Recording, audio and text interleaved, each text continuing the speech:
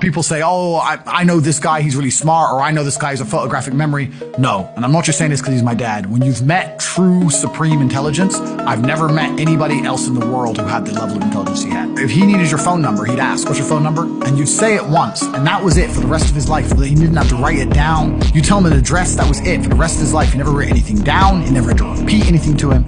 He held the CIA record for the fastest assimilation of a foreign language. My father learned Russian within 2.5 weeks from zero. Like, really? he would just read a book. He'd just read the dictionary.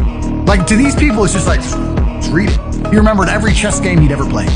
So you could be sitting there and he'd say, oh, I played him in 1982, and he'd just go through the whole game. Or he could beat you at chess without looking at the board.